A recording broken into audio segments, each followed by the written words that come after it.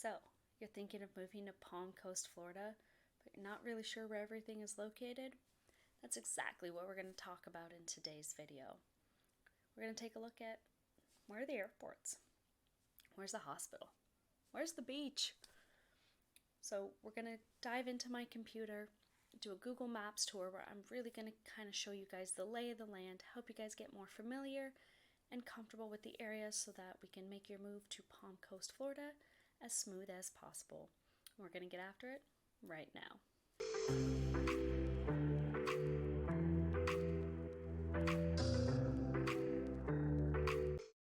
All right, so we are now in the computer.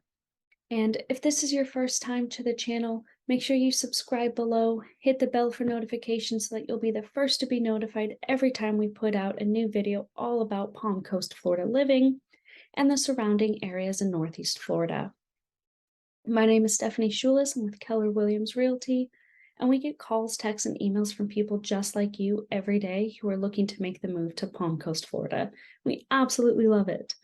So if you are looking to make a move in the next 90 days or even 9 days, give us a call, shoot us a text, send us an email, and we will do everything we can to help you make your smooth move to Florida.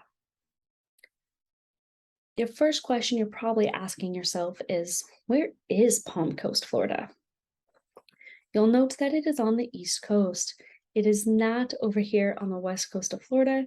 It is not in the south part of Florida. It is not Palm Beach.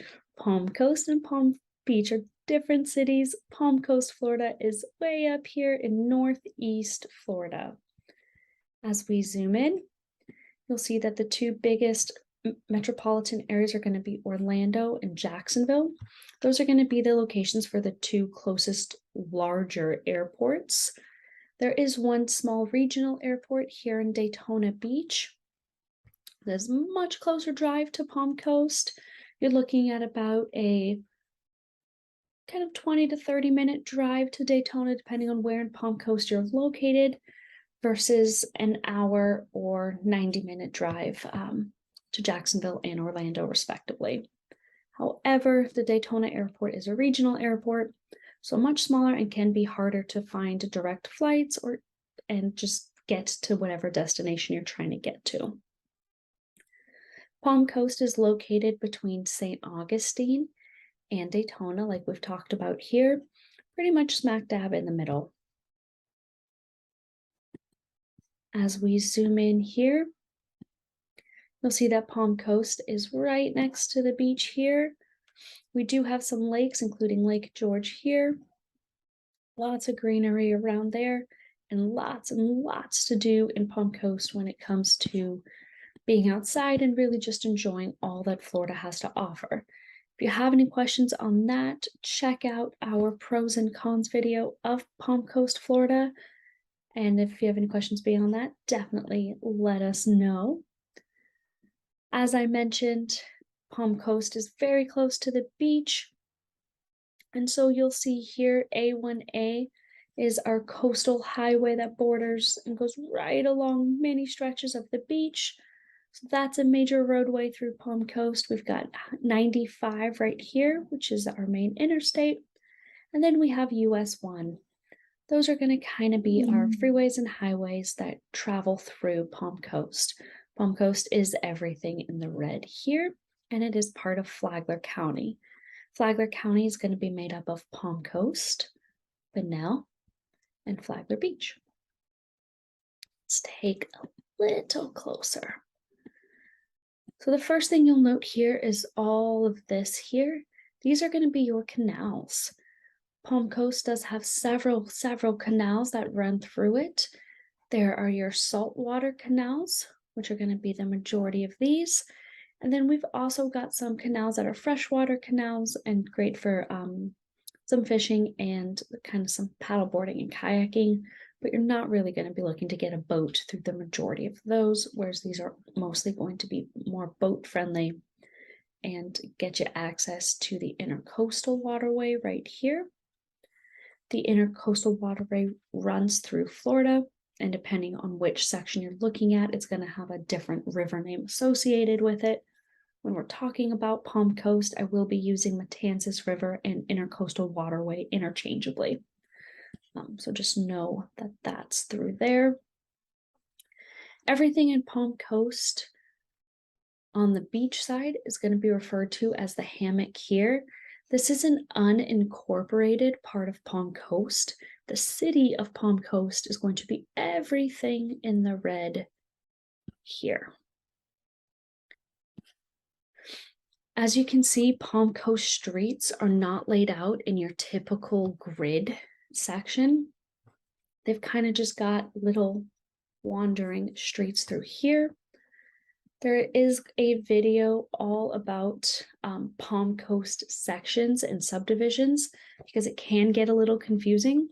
So make sure you check that out as well. I'm not going to dive into that too much in this Google Maps video here today. But just so you can see what I was talking about, where the streets kind of, there's one main street that connects this little neighborhood here versus a kind of more traditional grid. One of the things that people in Palm Coast will talk about a lot, of course, is how they can get to the beach. There are kind of two main ways to do it, assuming you're not already on the Hammock here and already beachside. If you're coming from the city of Palm Coast, you're going to take Palm Coast Parkway. That's up through here, and then you're going to cross this bridge here. This is the Hammock Dunes Bridge, and it is a toll bridge. If you live here, I do strongly suggest you get the resident pass, and it is basically just a frequent flyer pass that gives you a much discounted rate. So instead of looking at $3 or $4, you're looking at 50 cents or 75 cents. They're about to increase the toll, so that's why those prices are different. So you take that over and then you get onto the Hammock, and you'll have several different beach parks that you can go to along the Hammock. Bing's Landing here is also one of the boat ramps that you can put your boat onto the Intercoastal. The other way you can get from Palm Coast to the beach is going to be down by 100 right here. So you can go over 100, which is also known as Moody, and you're going to go over this bridge here, which is the Flagler Beach Bridge, the 100 bridge. There is no toll on this bridge. And the toll up on the Hammock Bridge here is only a toll going northbound. The southbound does not have a toll. So what some people will do is they will drive over 100 to get to the beach this way, and then they'll come back on that to avoid paying any tolls. But like I said, if you get the resident pass, you're looking at less than $1. And there's no paid parking at the beach either. So to get to the beach, you're looking at less than $1. Coming back into Palm Coast, I talked about Palm Coast Parkway here as your way to get to the beach. Palm Coast Parkway is one of the main roads that kind of does connect Palm Coast. You'll see a lot of our shops, a lot of our restaurants are all kind of centered around Palm Coast Parkway here.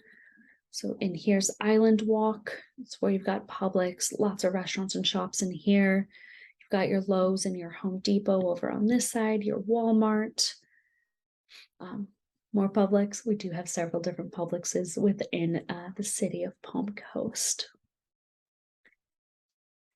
One of the other streets that main streets through Palm Coast that does connect kind of more of the north and south here is going to be Belle Terre Parkway.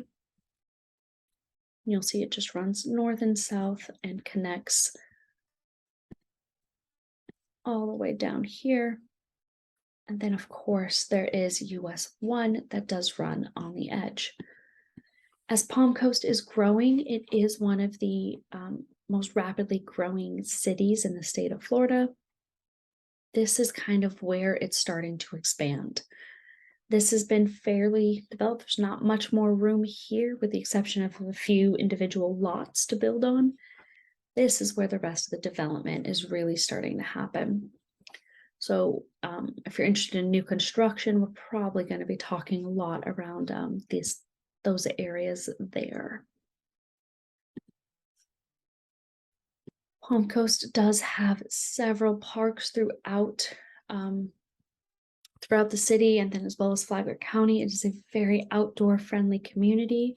How can it not be with all of the weather the great weather that we have here, right? So you'll see a lot of our parks through here. Again, just more and more of them there. A lot of golf courses, beach activities, water activities, all through here. The south part of Palm Coast does have what we call town center. This is going to be where your movie theater is. There's some more restaurants there. There is a very, very, very, very small airport there. You're not going to find many of your travels out through that one. It is an executive airport. But at town center, we have the theater there. There's a Target there. When the city does events like the Christmas tree lighting and things like that, that's done at the town center here in the south part of the city.